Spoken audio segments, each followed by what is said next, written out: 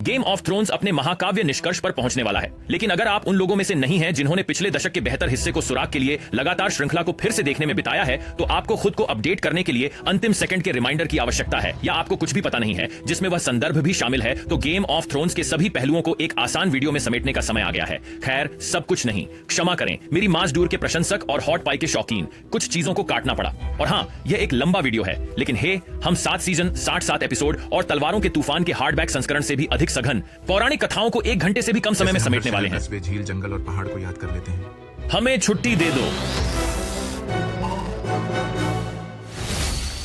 इससे पहले कि हम सभी उद्धरण अनुद्धरण वर्तमान दिन की कार्रवाई में गोता लगाएं, आइए गेम ऑफ थ्रोन्स 101 का थोड़ा सा हिस्सा लें। पूरा शो मुख्य रूप से वेस्टरॉस नामक महाद्वीप पर आधारित है, जिसे कई भागों में विभाजित किया गया है, जिन्हें सामूहिक रूप से 7 साम्राज्य कहा जाता है। वेस्टरॉस में मौसम अजीब है, गर्मियां महीनों या सालों तक चलती हैं, लेकिन उसके बाद कठोर मौसम होता है, सर्दियां, जो अंधकार और दुख लाती हैं।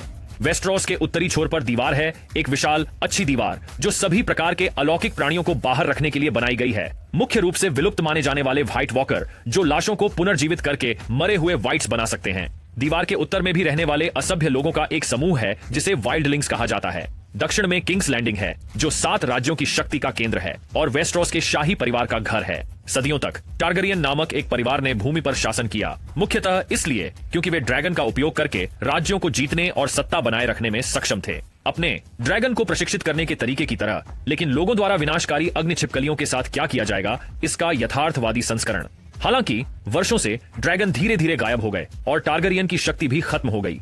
अंतिम टारगेरियन शासक एरिस डाउ था, जिसे पागल राजा के रूप में भी जाना जाता था, जिसने अपने शासनकाल के दौरान अपना दिमाग खो दिया और एक कट्टरपंथी तानाशाह बन गया जो लोगों को जिंदा जलाना पसंद करता था। टारगेरियन राजवंश तब ध्वस्त हो गया। एरिस के बेटे ने विंटरफेल की लियाना स्टार्क नामक महिला का अपहरण कर लिया, जो एडार्ड स्टार्क की बहन थी और रॉबर्ट बैराथियन की मंगेतर थी। रॉबर्ट ने टारगेरियन पर युद्ध की घोषणा की और युद्ध में रेगर को मार डाला, लेकिन संघर्ष के दौरान लियाना की भी मृत्यु हो गई।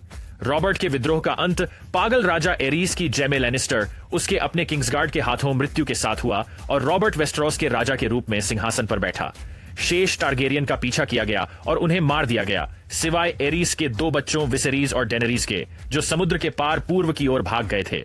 रॉबर्ट को वेस्टरॉस के सबसे अमीर परिवार की बेटी सेर्सी लैनिस्टर से शक्तिशाली विवाह कराया गया था और एडार्ड उत्तर के वार्डन के रूप में शासन करने के लिए विंटरफेल में घर लौट आया और चीजें अपेक्षाकृत शांत थीं, जहां से गेम ऑफ थ्रोन्स शो वास्तव में शुरू होता है। ठीक है, अब कहानी खत्म हो गई। यह सीरीज दीवार के उत्तर में शुरू होती है, जहां नाइट वॉच के 3 सदस्य, जो दीवार के पार हर चीज से वेस्टरॉस के रक्षक हैं, अलौकिक शक्तियों व्हाइट वॉकर। विंटरफेल में थोड़ा आगे दक्षिण में हम स्टार्क परिवार के बाकी सदस्यों से मिलते हैं।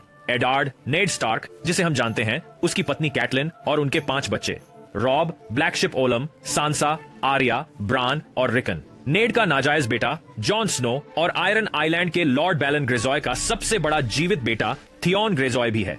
वेस्टरॉस के खिलाफ अपने पिता के असफल विद्रोह के दौरान थियॉन को बंधक बना लिया गया था और नेड ने उसे अपने वार्ड के रूप में पाला है।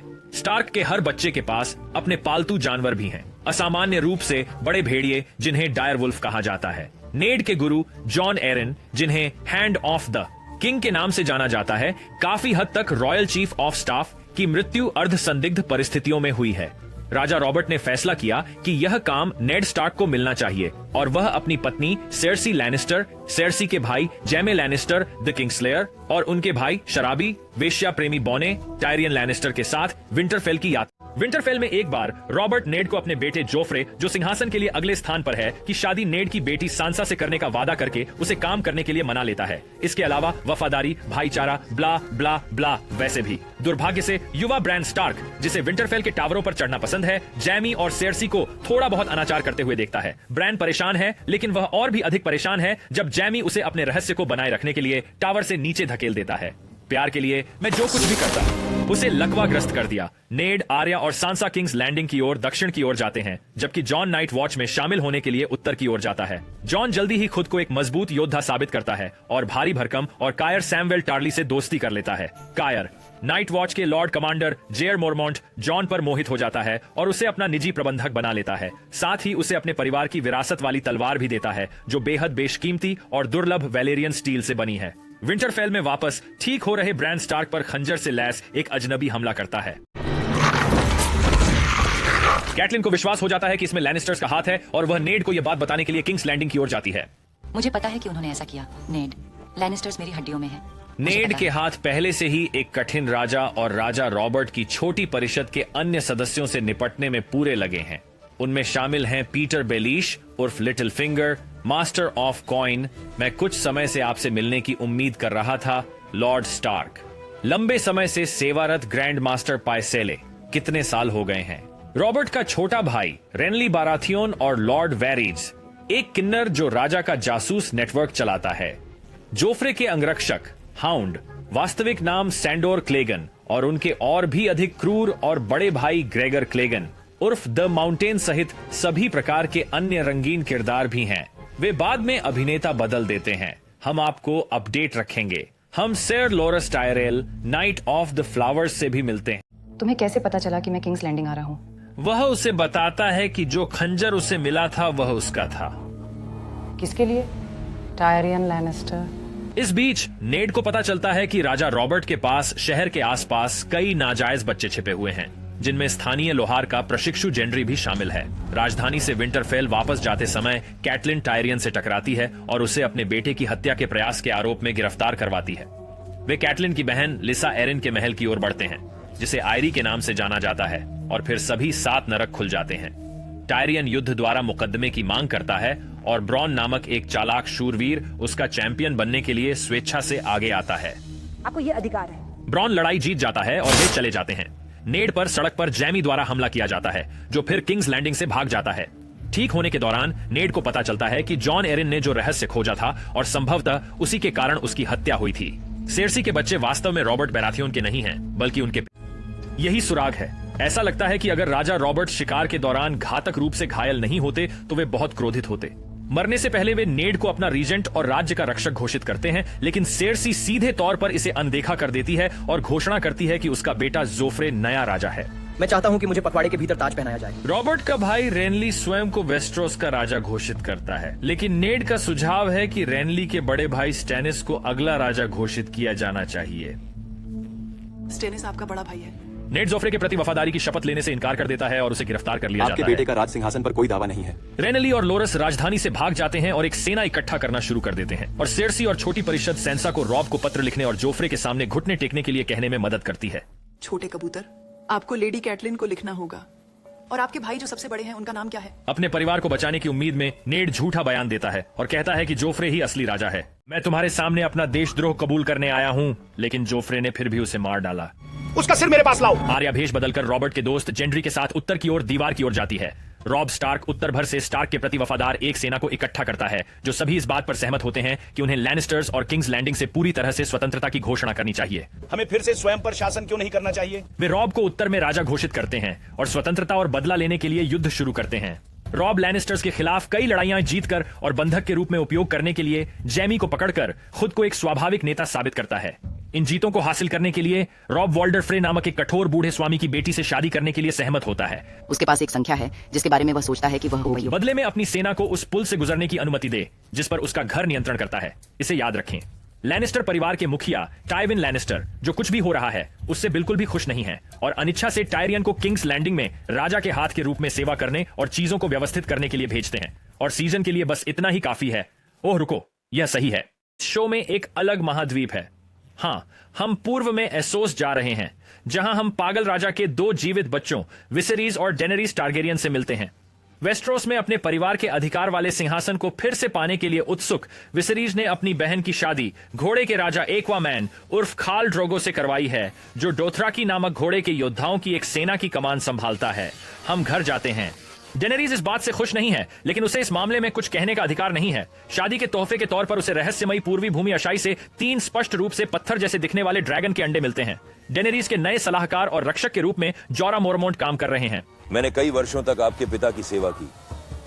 भगवान भला करे। मैं हमेशा सही राजा की सेवा करने की आशा करता हूँ। जोरा लॉर्ड वेरिज की ओर से गुप्त रूप से टारगेरियन पर जासूसी कर रहा है और राजा रॉबर्ट को यह खबर देता है कि डेनेरीज एक संभावित टारगेरियन वारिस से गर्भवती है। विसेरीज इस बात से नाखुश है कि डेनेरीज को शाही सम्मान मिल रहा है और वह उसे जान से मारने की धमकी देता है अगर ड्रोगो अपनी सेना को पश्चिम की ओर नहीं ले जाता। लौह सिंहासन को पुनः प्राप्त करना है। मुझे वह मुकुट चाहिए जिसका वादा उसने मुझसे किया था। इसलिए खाल ड्रोगो उसे उबलते हुए सोने से मार देता है। बहुत अच्छी तरह से लेती है। वो कोई ड्रैगन नहीं था। जॉरा रॉबर्ट द्वारा डेनेरीज पर किए जाने वाले जानलेवा हमले को रोकता है, जिससे ड्रोगो को वेस्टरोस पर आक्रमण करने का विचार आता है। लेकिन एक लड़ाई के दौरान ड्रोगो घायल हो जाता है और मर जाता है। डेनेरीज और जॉरा को ज्यादातर डोथराकी द्वारा त्याग दिया जाता है और डेनेरीज अपना बच्चा खो देती है। लड़का जीवित नहीं रहता। हालांकि ड्रैगन के अंडों के साथ ड्रोगो की चिता में जाने के बाद डेनेरीज 3 जीवित बेबी ड्रैगन के साथ सुरक्षित बाहर निकलती है और यही सीजन 1 का अंत है। यहाँ से यह तेज हो जाता है। हम वादा करते हैं। मैंने अभी 50 लोगों का परिचय कराया है। दूसरे सीजन का ज्यादातर हिस्सा 5 राजाओं के युद्ध पर आधारित है, जिसमें कई अलग अलग वेस्टरोसी परिवार आयरन सिंहासन पर नियंत्रण के लिए युद्ध करते हैं। उम्मीद है कि हम इसे बहुत जल्दी पूरा कर लेंगे, क्योंकि अभी तक ये सभी राजा या निश्चित रूप से मर चुके हैं या बहुत संभव है कि आप मर चुके हों। सबसे पहले राजा रेनली बैराथियन को मार दिया जाता है, जिसकी हत्या उसके बड़े भाई स्टैनिस द्वारा बुलाए गए छाया दानव द्वारा की जाती है, जो एक भयानक व्यक्ति है और बहुत भयानक भी है। स्टैनिस लाल महिला मेलिसेंड्रे की मदद से ऐसा करने में सक्षम है, जो प्रकाश के भगवान की एक पुजारिन है, एक ऐसा देवता जो अपने अनुयायियों को आग में दर्शन देता है, आग से बलिदान की मांग करता है, अपने योद्धाओं की तलवारों को आग में जलाता है। वह आग में बहुत बड़ा है। मैंने आग की लपटों में विजय का मार्ग देखा है। स्टैनिस का दाहिना हाथ डेवोस सीवर्थ है, जो एक भूतपूर्व तस्कर है और उसे इस पूरी अग्नि पुजारिन वाली बात के बारे में पता नहीं है। रेनली के वफादार किंग्सगार्ड टार्थ के ब्रांड को उसकी मौत के लिए दोषी तुम इसके लिए मर जाओगी। नहीं रुको, तुम एक औरत हो। नहीं। लेकिन कैटलिन स्टार्क के साथ अपने शिविर से भाग जाता है, जो संभावित रेनली रॉब गठबंधन के बारे में देखने आई थी। आखिरकार ब्रियन कैटलिन के प्रति वफादारी की शपथ लेता है, जो उसे जैमे लैनिस्टर को किंग्स लैंडिंग में वापस ले जाने और आर्य और सैंसा के बदले में उसे लेने के लिए कहती है। बच्चे, लेकिन उसे किंग्स लैंडिंग पर वापस लौटाना मेरे लिए जीवन खरीद सकता है। रेनली की विधवा मार्गरेट टायरल थोड़ी दुखी हैं, लेकिन वास्तव में उस सामाजिक सीढ़ी पर चढ़ना चाहती हैं। क्या आप रानी बनना चाहती हैं? नहीं, मैं रानी बनना चाहती हूँ। इस बीच रॉब स्टार्क को टेलेसा नाम की एक नर्स से प्यार हो जाता है। वॉल्डर फ्रे की बेटियों में एक से शादी करने का वादा याद है। हाँ, यह खिड़की से बाहर है, ब्रैन की तरफ। किंग्स लैंडिंग में वापस टायरियन आखिरकार अपनी यात्रा से लौटता है। साथ में शे नाम की एक महिला भी है, जो संक्षेप में एक वेश्या है जिससे टायरियन प्यार करता है, जिसे वह अंततः अपने नंगे हाथों से मार देता है। यह एक अलग वीडियो है। वैसे भी राजा के हाथ के रूप में टायरियन काम पर लग जाता है और डोर्न के मार्टेल परिवार के साथ गठबंधन बनाता है। मैं हाउस मार्टेल के साथ गठबंधन कर रहा हूँ। सेर्सी की बेटी मायरसेला को उनके एक राजकुमार से शादी करने के लिए भेजकर टायरियन को यह भी पता चलता है कि राजधानी में जंगल की आग का एक भंडार है, जो जादुई सुपरचार्ज्ड नेपलम की तरह है। डोर्न पदार्थ चलता है। ये लकड़ी, पत्थर और यहाँ तक कि स्टील को भी पिघला देता है। अंततः स्टैनिस और उसके बेड़े ने किंग्स लैंडिंग पर हमला कर दिया, और जिसे ब्लैक वाटर की लड़ाई के नाम से जाना जाता है। टायरियन और ब्रॉन जंगल की आग से स्टैनिस के बेड़े को नष्ट कर देते हैं, लेकिन सेना आती रहती है। हाउंड इन सभी लपटों से भयभीत होकर अपना स्थान छोड़ देता है और किंग्स लैंडिंग छोड़ देता है। टायरियन और लैनिस्टर सैनिक महल की रक्षा करने में सफल हो जाते हैं, लेकिन इससे पहले कि टायरियन युद्ध में बुरी तरह घायल हो जाता है। जब टाइविन लैनिस्टर मार्गरी के परिवार शक्तिशाली हाउस टायरल की अतिरिक्त सेना के साथ आता है, तो स्टैनिस की बाकी सेना नष्ट हो जाती है। युद्ध समाप्त हो गया है। हम जीत गए हैं। स्टैनिस वापस ड्रैगनस्टोन में जाकर गंभीर हो जाता है, जहां मेलिसेंड्रे उसे लड़ते रहने के लिए मना लेती है। ये युद्ध अभी शुरू हुआ है। टायरियन को उसकी शक्ति और राजा के हाथ के पद से मुक्त कर दिया गया। टाइविन के पास जाता है और सेना के लिए धन्यवाद कहने के लिए मार्गरी टायरेल की अब जोफ्रे से सगाई हो चुकी है और सैंसा अब राजा से शादी करने की कतार में नहीं है।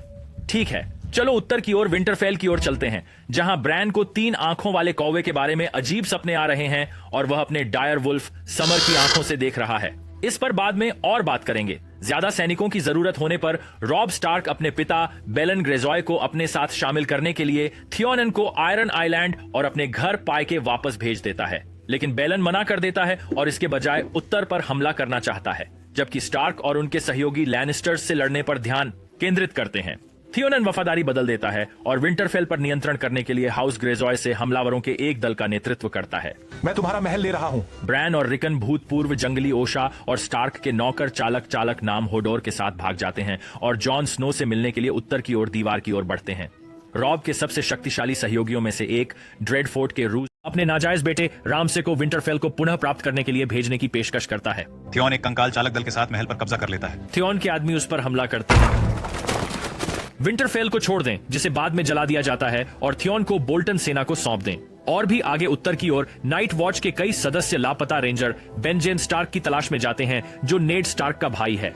Fist of the first man नामक एक प्राचीन स्थल पर उन्हें ड्रैगनग्लास नामक पदार्थ से बने हथियारों का एक जखीरा मिलता है। ये बाद में बहुत महत्वपूर्ण होंगे। जॉन स्नो अन्य रेंजरों से अलग हो जाता है, यग्रीट नामक एक जंगली से मिलता है और नाइट वॉच के लिए एक जासूस बन जाता है, जो दीवार से परे राजा मेंस रेडर की सेना में शामिल होता है। ओह, और आर्या को मत भूलना। किंग्स लैंडिंग से उत्तर की ओर और दीवार की ओर यात्रा करते समय वह जैकिन एज घर नामक एक व्यक्ति से मिलती है, जिसे बंदी बनाकर रखा गया है। एक आदमी को प्यास होती है, एक लड़का दोस्त बना सकता है। हाँ, वह हमेशा ऐसे ही अजीब बातें करता है। लैनिस्टर्स पार्टी को पकड़ लेते हैं, आर्या के दोस्त को मार देते हैं, उसकी तलवार नीडल ले लेते हैं और पूरा कब्जा कर समूह को लैनिस्टर के कब्जे वाले हारेनहाल में ले जाता है। इस प्रक्रिया में आर्या जैकिन की जान बचाती है। जैकिन आर्या की मदद की सराहना करते हुए उसके लिए 3 लोगों को मारने के लिए सहमत हो जाता है और वह अंततः आर्या और जेंड्री को हेरेनहाल से भागने में मदद करता है। एक लड़की और उसकी सहेलियां आधी रात को गेट से अंदर आएंगी। जैकिन आर्या को अपने साथ ब्रावोस के फ्री सिटी में ले जाने और उसे अपने जैसा हत्यारा बनना सिखाने की पेशकश करता है, लेकिन आर्या अपने परिवार को छोड़ना नहीं चाहती है, इसलिए वह उसे एक लोहे का सिक्का देता है, जिसका उपयोग वह बाद में उसे खोजने के लिए कर सकती है। और जब जैकिन एजगर चला जाता है तो वह बताता है कि वह जादुई तरीके से अपना रूप बदल सकता है। उसे मिशन इम्पॉसिबल के उन मुखौटों में से किसी की भी जरूरत नहीं है। ये वास्तव में समय बचाने वाला है। दुनिया के दूसरी तरफ डेनेरीस, जिसे ड्रोगो के आदमियों ने छोड़ दिया है और जो मौत के करीब है, वह कर्थ शहर में पहुंचती है। वहाँ एक अमीर व्यापारी और एक जादूगर उसके ड्रैगन चुराने की साजिश रचते हैं, लेकिन वह उन्हें बाहर निकाल लेती है और जहाज खरीदने के लिए पर्याप्त कीमती सामान लेकर भागने में सफल हो जाती है। हाँ, यह सीजन 2 में डेनेरीस की ही कहानी है। सीजन 3 की कहानी कैसल ब्लैक और उसके आगे उत्तर की ओर बढ़ती है, तो चलिए नाइट वॉच से शुरू करते हैं। जॉन स्नो वाइल्डलिंग कैंप में पहुंचता है और टॉर्मेंट जायंट्स बैन और king beyond the wall Mance Rayder से मिलता है। वह उन्हें विश्वास दिलाता है कि वह उनके उद्देश्य में शामिल होने के लिए ईमानदार है। मेंस ने टॉर्मेंट, जॉन, यग्रीट और कुछ अन्य लोगों को दीवार पर चढ़ने के लिए एक खतरनाक मिशन पर भेजा और फिर दूसरी तरफ से कैसल ब्लैक पर हमला करने का इंतजार किया, जहां उनकी सुरक्षा कम है। दीवार की ओर जाते समय जॉन और यग्रीट एक दूसरे से प्यार करने लगते हैं और एक गुफा में ऐसा करते हैं, लेकिन एक बार जब वे दीवार के पार पहुंच जाते हैं तो जॉन एक बूढ़े व्यक्ति को मारने से इनकार कर देता है, जिसने नाइट वॉच को घोड़ों की आपूर्ति करने में मदद की थी। इसलिए वाइल्डलिंग्स को पता चलता है कि वह वास्तव में उनके पक्ष में नहीं है। वे उसे मारने की कोशिश करते हैं, यहाँ तक कि यग्रीट को भी, लेकिन वह बच निकलता है। दीवार के दूसरी तरफ सैम को वेस्टरोस के सबसे खराब एयरबीएनबी क्रेस्टर कीप में गिली नाम की एक महिला से प्यार हो जाता है। नाइट वॉच के दूसरे भाई क्रेस्टर की मेहमान नवाजी की कमी से तंग आकर उसे मार देते हैं। कमांडर मॉर्मॉन्ट हाथापाई में मार सैम और गिली भाग जाते हैं। दीवार पर वापस जाते समय सैम ड्रैगनग्लास से बने खंजर से व्हाइट वॉकर को मारने में कामयाब हो जाता है। वे अंततः कैसल ब्लैक में वापस आ जाते हैं और सभी को चेतावनी देते हैं कि व्हाइट वॉकर वापस आ गए हैं। इस बीच ब्रैन स्टार्क और उनकी कंपनी हाउस रीड के 2 किशोरों जोजेन और मीरा से मिलती है। रीड्स ब्रैन को उसके सपनों से 3 आंखों वाले रेवन को खोजने के लिए उत्तर की ओर ले जाना चाहते हैं। जोजेन ब्रैन को बताता है कि वह एक वॉर्ग है, जिसका अर्थ है कि वह जानवरों की आंखों से देख सकता है और उन्हें नियंत्रित कर सकता है। आप उसके दिमाग में घुस सकते हैं, उसे कोई परवाह नहीं है। और ब्रैन के पास दृष्टि है, जिससे वह दूर की चीजें देख सकता है जो अभी तक नहीं हुई हैं या जो चीजें अतीत में हुई हैं। ब्रैन अपने भाई और ओशा को दूर भेज देता है और रेवन को खोजने के लिए दीवार से आगे निकलने का फैसला करता है। आर्या स्टार्क अभी भी गेंड्री के साथ भाग रहा है जब वे खुद को ब्रदरहुड विदाउट बैनर्स कहने वाले एक समूह से मिलते हैं। ये बेरिक डोंडारियन द्वारा चलाया जाता है, वह शूरवीर जिसे नेड स्टार्क ने माउंटेन का पता लगाने के लिए सीजन 1 में भेजा था। बेरिक डोंडारियन अब जानने के लिए वफादार और लाइट के भगवान के लिए एक और पुजारी के साथ गठबंधन है, एक शराबी जिसका नाम थोरोस ऑफ मायर है। विशुद्ध रूप से संयोग से ब्रदरहुड ने हाउंड को भी बंदी बना लिया है और वे उस पर हत्या का मुकदमा चलाते हैं, इसलिए वह और बेरिक डोंडारियन तलवार की लड़ाई करते हैं। हाउंड जीत जाता है। इस प्रक्रिया में बेरिक को मार देता है, लेकिन थोरोस उसे लॉर्ड ऑफ लाइट के जादू का उपयोग करके वापस जीवित कर देता है, इसलिए हाउंड भागने का फैसला करता है। फिर मेलिसेंड्रे समूह का पता लगाती है और जेंड्री को ले जाती है ताकि वह स्टैनिस के कारण की सहायता के लिए उसे और उसके बैराथियन राजा के खून को लॉर्ड ऑफ लाइट को बलिदान कर सके। आर्या ब्रदरहुड से भागने का मौका लेती है, लेकिन हाउंड द्वारा पकड़ी जाती है, जो उसका इंतजार कर रहा था और फिरौती के लिए उसे उसके परिवार के पास वापस ले जाने की योजना बना रहा था। इस बीच थियोन को रूस बोल्टन के क्रूर कमीने रामसे स्नो द्वारा मजे के लिए प्रताड़ित किया जा रहा है। इस यातना में थियोन की पाइक को काटना शामिल है। अपने अपहरणकर्ता से टूटकर थियोन अब एक नए नाम रीक के साथ रामसे का पालतू बनने के लिए सहमत हो जाता है। और हाउस बोल्टन की बात करें तो उनके बैनरमैन में से एक लॉक नाम का एक आदमी है। हाउस बोल्टन के लेडमैन जैमी और ब्रियन को रोकता है और उन्हें बंदी बना लेता है। वह शक्ति प्रदर्शन के रूप में जैमी का दाहिना हाथ काट देता है। जब वे हरनहाल कैसल पहुंचते हैं तो जैमी की चोट का इलाज क्यूबर्न नामक एक बदनाम पूर्व मास्टर द्वारा किया जाता है, जिसने लोगों पर अवैध और संदिग्ध प्रयोग करने के लिए अपना पद खो दिया था। रूस बोल्टन जैमी को किंग्स लैंडिंग भेजने के लिए सहमत हो जाता है, जहां वह ब्रियन से वादा करता है कि वह स्टार्क की बेटियों को कैटलिन स्टार्क की इच्छा के अनुसार रिहा करवाएगा। स्टैनिस बैराथियोन इस पूरे सीजन को ड्रैगनस्टोन में अपने महल में बिताता है, ब्लैक वाटर में अपने नुकसान के बारे में गंभीरता से सोचता हुआ। जब सर डेवोस को मेलिसेंड्रे की जेंड्री की बलि देने की योजना के बारे में पता चलता है तो वह लड़के को मुक्त कर देता है और उसे एक नाव में किंग्स लैंडिंग के लिए जाने के लिए कहता है, एक यात्रा जिसमें कम से कम 2 सीजन लगेंगे। किंग्स लैंडिंग में जोफ्रे अब मार्गरी टायरेल के साथ अपनी सगाई का आनंद ले रहा है, जो वास्तव में उसके लिए एक कदम ऊपर और एक कदम नीचे दोनों है।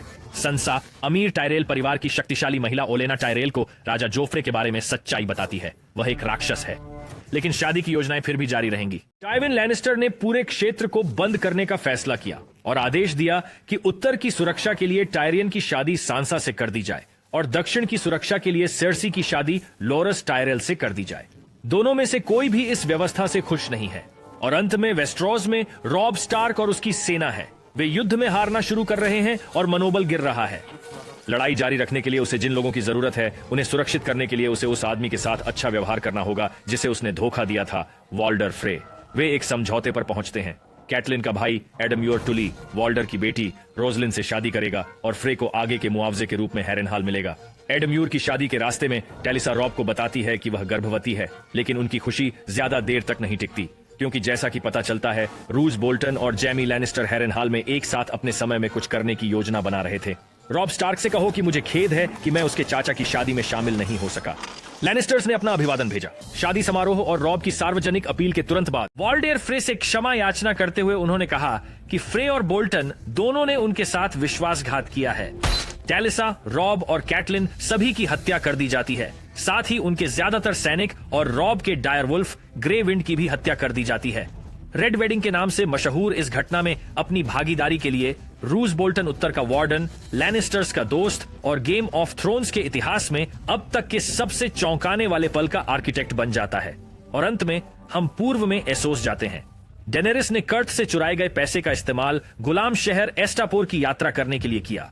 वह अनसुलिड नामक एक गुलाम सेना के बदले में अपने एक ड्रैगन का व्यापार करने का वादा करती है, लेकिन ड्रैगन के पास कुछ और ही विचार है और वह सेना के मालिक को जिंदा जला देता है। डेनेरीज गुलामों को आजाद कर देती है और अब सैनिक ग्रे वर्म के नेतृत्व में एक इच्छुक निजी सेना के रूप में अनसुलिड को शामिल करती है। वह एक पूर्व गुलाम अनुवादक मिसेंडी को भी इस अभियान में शामिल होने के लिए भर्ती। डेनेरीज और एनसुलिड अब यूनकाई नामक शहर की ओर बढ़ते हैं, जहां वे वहां के गुलामों को भी मुक्त करने का इरादा रखते हैं।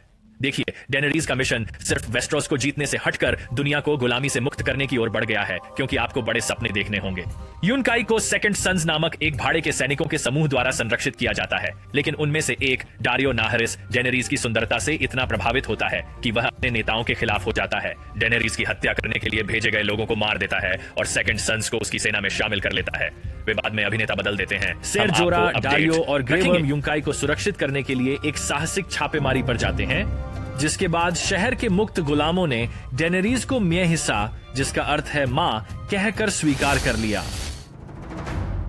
जैसे ही सीजन 4 शुरू होता है, हम अपना ध्यान किंग्स लैंडिंग की ओर मोड़ते हैं, जहां किंग जोफ्रे की मार्गरी टायरेल से शादी की योजनाएं जोरों पर चल रही हैं। मेहमानों में डोर्न के राजकुमार ओबेरिन मार्टेल भी शामिल हैं, जो किंग एरीस टवा की पत्नी एलिया के भाई हैं। वह वेस्टेरोस में अब तक जो कुछ भी हुआ है, उसके पीछे वास्तव में मास्टरमाइंड वही है। वैसे भी अब जब वह घूंघट पर मजबूत पकड़ के साथ पावर मैरिड है, तो लिसा एरिन ने अपना उद्देश्य पूरा कर लिया है, इसलिए लिटिल फिंगर उसे मून डोर से बाहर धकेल देता है। किंग्स लैंडिंग में वापस आकर जैमी, जिसके पास एक नया सुनहरा हाथ है, ब्रियन को सेंसा को खोजने का काम सौंपता है। उसने सभी देवताओं की कसम खाकर कहा कि अगर उसकी बेटियां जीवित होंगी तो मैं उन्हें उसे लौटा दूंगा। वह ब्रायन ऑथकीपर को वैलियन स्टील की तलवार देता है, जिसे टायविन ने नेड स्टार्क की बर्फ को पिघलाकर बनाया था। वह टायरियन के अनुभवहीन अनुचर पॉड्रिक को भी उसके साथ भेजता है। जोफ्रे की मृत्यु के बाद उसके छोटे भाई टॉमन को नया राजा बनाया जाता है और मार्गरी उसकी नई रानी बनने के लिए उत्सुक होती है। जब हमारी शादी होगी तो मैं तुम्हारी हो जाऊंगी। यहीं पर हमारी मुलाकात टॉमन की बिल्ली सैर पाउंस से होती है, जो चौथे सीजन की एक प्रमुख पात्र है। टायरियन पर मुकदमा चलाया जाता है, लेकिन वह जानता है कि यह उसके खिलाफ षड्यंत्र है, इसीलिए वह उसी पर चलता है जो पिछली बार उसके लिए कारगर रहा था। मैं युद्ध द्वारा मुकदमा चलाने की मांग करता। ओबेरियन मार्टेल टीम टायरियन में शामिल हो गए तथा माउंटेन ने अभियोजन पक्ष का प्रतिनिधित्व किया। मैं कौन हूँ दोस्त? ओबेरिन, जिसे रेड वाइपर के नाम से भी जाना जाता है, शुरू में ऊपरी हाथ रखता है, लेकिन माउंटेन उसे पकड़ लेता है और उसके सिर को अंगूर की तरह अपने हाथों में कुचल देता है। लड़ाई में माउंटेन बुरी तरह से घायल हो जाता है, लेकिन मास्टर क्यबर्न का मानना है कि उसे बचाया जा सकता है। विकल्पों से बाहर जैमी टायरियन को जेल से छुड़ाता है और लॉर्ड वेरिज के साथ मिलकर उसे एसोस जाने वाले जहाज पर ले जाने की व्यवस्था करता है। लेकिन जाने से पहले टायरियन अपने पिता के बेडरूम में जाता है और क्रॉसबो से उसे मार डालता है। सीधी सादी लेकिन मुद्दे की बात। आर्या और हाउंड ट्विंस में रेड वेडिंग नरसंहार के दौरान किसी भी परेशानी से बचने में कामयाब हो जाते हैं, इसलिए वे वेले की ओर बढ़ते हैं। लेकिन लिसा एरिन की मौत के बारे में सुनने के बाद उन्हें वापस लौटना पड़ता है। 3 दिन पहले ब्रियन और हाउंड के बीच घसीटकर लड़ाई हुई कि आर्या की ज्यादा सुरक्षा कौन करना चाहता है। हाउंड बुरी तरह से घायल हो गया है नहीं, और आर्या से उसे मारने के लिए कहता है, लेकिन वह मना कर देती है। आर्या फिर भागती है और एक बंदरगाह पर पहुंचती है, जहां वह जैकेन एच घर द्वारा दिए गए लोहे के सिक्के का उपयोग करके समुद्र के पार ब्रावोस तक जाने का रास्ता बुक करती है। उत्तर की ओर बहुत दूर, दुनिया के सबसे ऊपर, हमें शो के मुख्य मरे हुए दुश्मन नाइट किंग पर पहली बार असली नजर मिलती है, जो मासूम बच्चों को सफेद वॉकर में बदलने में सक्षम है। वहां से थोड़ा दक्षिण की ओर ब्रैन और उसका समूह एक पेड़ के पास पहुंचता है, जिसे उसने अपने दर्शन में देखा था, जहां उन पर वाइट्स द्वारा हमला किया जाता है। जोजन रीड मारा जाता है, लेकिन ब्रैन, मीरा और होडोर पास की एक गुफा में पहुंचने में सफल हो जाते हैं, जहां वे प्राचीन प्राणियों द्वारा संरक्षित होते हैं, जिन्हें जंगल के बच्चे के रूप में जाना जाता है। ब्रैन 3 आंखों वाले रेवन से मिलता है, जो अभी मैक्स वॉन सिडो नहीं है, लेकिन जल्द ही बन जाएगा। मैं तुम्हें देख रहा था, आप सभी। वहां जॉन स्नो कैसल ब्लैक में वापस लौटता है, जो अच्छा है, क्योंकि मेंस रेडर की सेना ने एक बड़े हमले की योजना बनाई है, जैसा कि जॉन ने उन्हें चेतावनी दी थी। हाँ, उनके पास दिग्गज हैं। यह उत्तर है। युद्ध के दौरान यग्रीड जॉन पर हमला करने में सफल होती है, लेकिन उसे ओली नाम के एक लड़के ने मार दिया। आखिरकार नाइट वॉच आक्रमण को रोकने में सफल होती है। सब खत्म हो गया, लेकिन मेंस की सेना अभी भी काफी बड़ी है और वापस आने की योजना बना रही है, यहाँ छिपने के लिए। यही तब तक होता है जब तक कि स्टैनिस बैराथियन एक नई सेना के साथ नहीं आ जाता, जिसे ब्रावोस के आयरन बैंक से लोन मिला है, जिसने अपनी निष्ठा लैनिस्टर्स से बदलकर असली बैराथियंस की ओर कर ली है। स्टैनिस वाइल्डलिंग बलों को खदेड़ देता है और मेंस रेडर को बंदी बना लेता है। अंत में पूर्व की ओर दूर डेनेरीज और उसकी सेनाएं अंतिम गुलाम शहर मीरीन में पहुंचती हैं। मीरीन को आजाद कराने के बाद डेनेरीज को पता चलता है कि शांति बनाए रखना और 3 शहरों में गुलामी की वापसी को रोकना कितना मुश्किल है, इसलिए वह वेस्टरोस की अपनी यात्रा को स्थगित करने के लिए सहमत हो जाती है। वेस्टरोस। ऐसा प्रतीत होता है कि स्लेवर्स बे की मेरी मुक्ति योजना के अनुसार नहीं हो रही है। उसे यह भी पता चलता है कि सर जोरा मोरमोंट एक बाराथियन जासूस के रूप में काम कर रहा था और उसे मीरीन और सभी अन्य गुलाम शहरों से जीवन भर के लिए निर्वासित कर दिया जाता है। सर जोरा दुखी है। सीजन 5 की शुरुआत फ्लैशबैक से होती है, जिसमें युवा सेर्सी और उसकी सहेली कैस्टरली रॉक के पास जंगल में एक चुड़ैल से मिलने जाती हैं।